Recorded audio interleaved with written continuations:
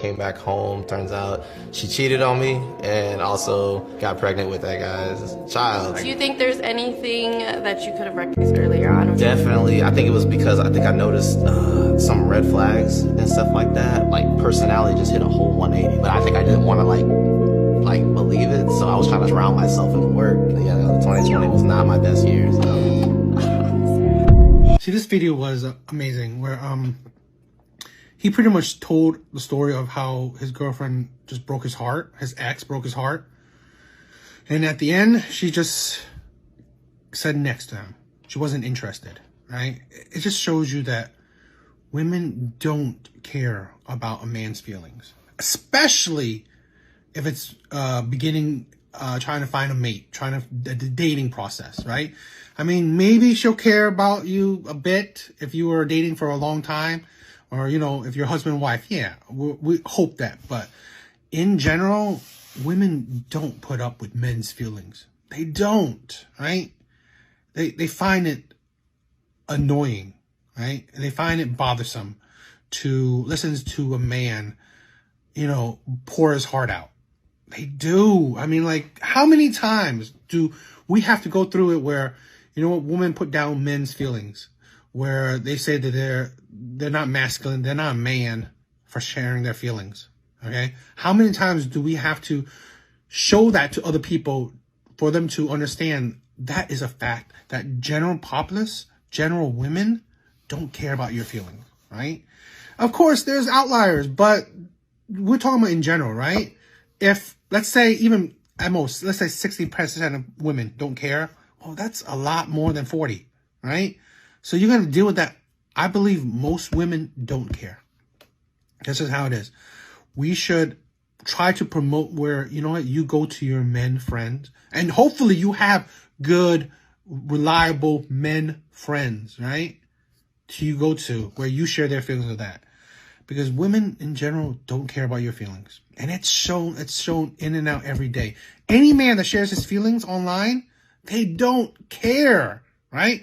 And then it's even more that, you know what, they care even less because, you know, you're trying to date them. You're trying to, you know, go on dates with them. They won't care about your feelings like that, right?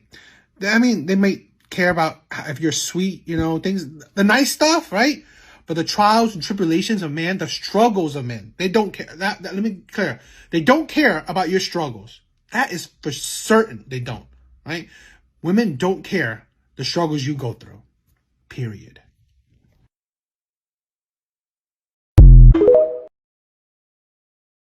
I, 29M, disagree with my girlfriend's, 23F, definition of commitment. Should I stand my ground? She cheated on me last year, and we got back together at the beginning of this year. It's been a rocky road since, and I struggle with the fact that she always seems to make excuses when she handles things poorly. Lately I've been at my wit's end because, in spite of the fact that I'm the one forgiving infidelity, she feels perpetually insecure. As a result, she does manipulative things trying to secure herself and turn the relationship into what she feels like she needs it to be. I'm trying to get over everything that's happened, but it gets difficult when she gets controlling. The cheating itself felt like a power play, so when she tries to bend me to her will, I get pretty triggered and usually remove myself from the situation or ask her to leave. I honestly believe, maybe because I naively want to, that she doesn't realize what she's doing. We both had hard upbringings and I've gone through the dark night of my soul, so I know what it's like not to realize how toxic one's own behavior is. Today, we were talking about our feelings and I told her that I don't always feel like I know who she is. I explained that I feel manipulated by her conduct and emotional displays sometimes, and I choose to believe it's not intentional, but admitted that I have my doubts. She responded to this by telling me that she didn't have a lot of time left to find the person that she's going to have children with, and my lack of commitment makes her feel insecure. This rang my manipulation alarm bells super hard, and I desperately want to believe that it's a false alarm. I explained to her how much it hurt to have her question my commitment when I'm still with her after she cheated. I explained that it's only been a few months that we've been together again and that it hasn't exactly been smooth sailing. I told her that I don't need things to be easy, but that I feel like my commitment to our relationship should be apparent in the fact that I've been navigating these rough waters with her in spite of what she did. She said that she understands that we disagree about the meaning of commitment, but that she needs to pull back to protect herself from disappointment, and that she doesn't feel like committed in the way she wants. The thing that really has me doubting whether or not it's even healthy to keep trying with her is that she said if you're even open to the possibility that we may break up, that's not commitment. I probably already know the answer, but I need some outside feedback because I feel like I'm going insane. Please help me understand what commitment means to other people. Thank you in advance for your help. So this is a sign, classic sign of manipulation and not taking accountability. Commitment is not about if you want to break up. It's about being with one person. You're committed, right? You're committed to that person. You're not committed to multiple people, because how could you be 100% committed to many people? You can't. You're stretching yourself thin. So commitment is when you give 100% to that one person. Some people always think that, oh, let me give 50%, let me give 80%. No, then you're not really committed, right? Because you're not giving your all. You have to be sure in yourself that, okay, there's nothing more I could do because I gave everything I could. Now, I'll say it that it's this relationship, because especially since he took her back, it's purely his fault. He destroyed his boundaries and standards and preferences by allowing someone that cheated on him to come back into his life. This is the problem where I see where people break their preferences. You know, they cross that line. They let people cross that line. And you have no one to blame, because you're not standing true to yourself, to your beliefs, to your ideals, to your standards and boundaries. You're not, because you let someone betray your trust, cheated on you, and then you take them back. At the end of the day, you're the only one to blame, because now some people may see that that's acceptable behavior because there's no consequences to those behaviors. That's the thing where you would think, why do we have punishments for criminals? Because it's a consequence for those terrible behaviors. And some people just don't understand that you have to have consequences, good or bad, right? Because so they can understand, are they doing the right thing or a bad thing? You know, and then when we allow these consequences to really not take into effect, then we cannot blame no one but ourselves. She cheated on him, so he allowed her back into her life, back into a committed relationship with him.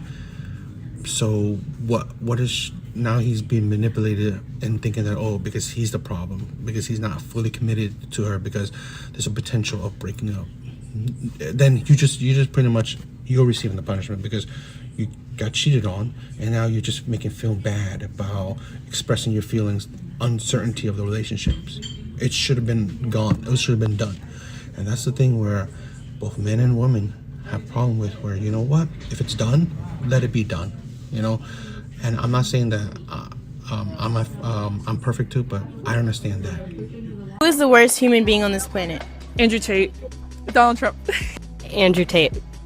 Andrew Tate. Donald Trump. Donald Trump. In my opinion, Andrew Tate. There are currently women in Iran who are getting murdered by order of the dictator of that country because they didn't wear a headscarf correctly. There is a man named Joseph Kony in Uganda that went viral in 2012 because he created an army of mutilated young boys. Kim Jong-un, the leader of North Korea, constantly threatens the world with nuclear war and starves 75% of his own country.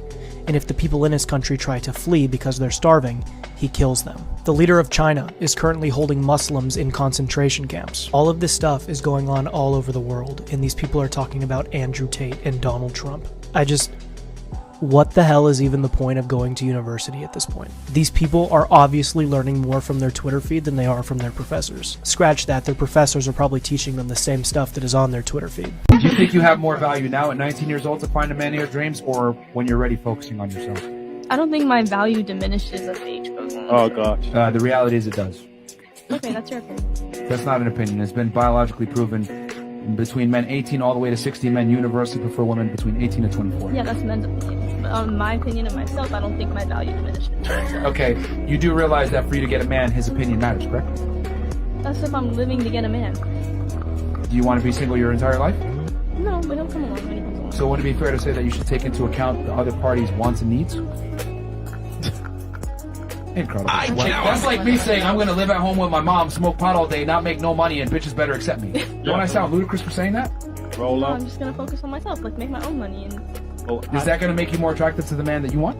my whole focus is not on making myself more attractive to the man. Here's the thing: if a girl wants to get a guy, you have to at some point acclimate to what men want if you want the man of your dreams. The vast majority of men would be okay fucking an OnlyFans girl. In fact, they simp over OnlyFans girls. Right.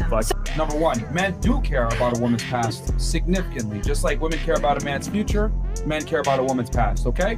So with that said, when a man wants to have sex with a girl versus commit to a girl are two completely different things. You're making the cardinal mistake that a lot of modern day women do, and you're conflating sexual attraction with relationship attraction. It's not the same thing. A girl that I'm willing to have sex with is not the same as a woman I'm willing to give my last name to. Completely different.